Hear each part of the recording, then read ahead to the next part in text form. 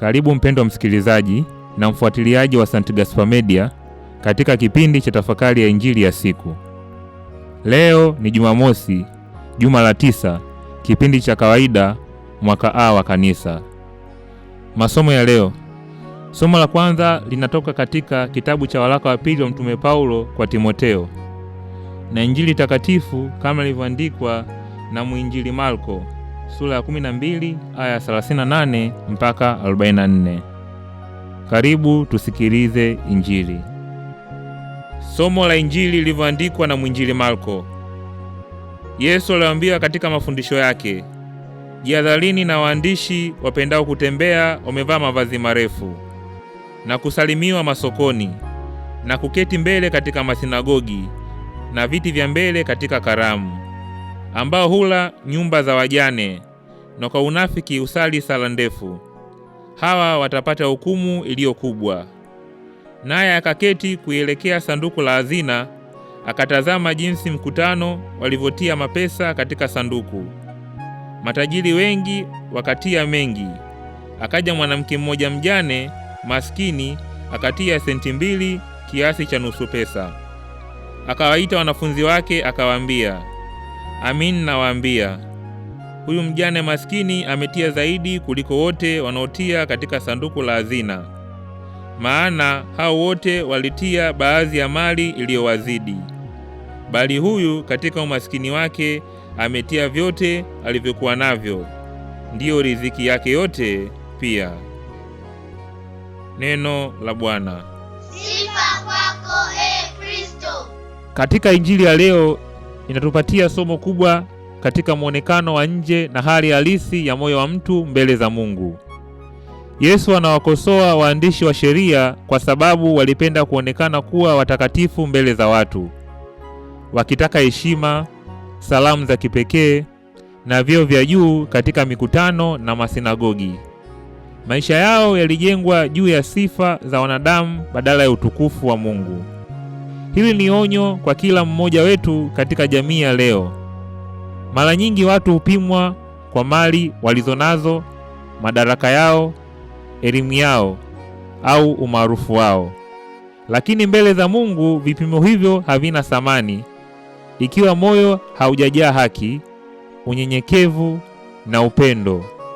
Mungu haangalii sura ya nje wala hadhi ya mtu, bali huangalia moyo wake. Baada ya hayo, Yesu anamwona mjane maskini akiweka sarafu 2 ndogo katika sanduku la sadaka. Kwa macho ya wanadamu, sadaka hiyo ilikuwa ndogo na isiyo na umuhimu, lakini kwa macho ya Mungu ilikuwa sadaka kubwa kuliko zote. Matajiri walitoa sehemu ndogo ya mali yao iliyobaki baada ya kukidhi mahitaji yao, lakini mjane huyu alitoa kila kitu alichokuwa nacho kwa ajili ya maisha yake. Hapa Yesu anatufundisha kuwa thamani ya sadaka haipimwi kwa ukubwa wake, bali kwa kiwango cha upendo, imani na kujitoa kilichomo ndani yake. Mungu hupokea kwa furaha kile kinachotolewa kwa moyo wa ukarimu na wa imani, hata kama ni kidogo sana.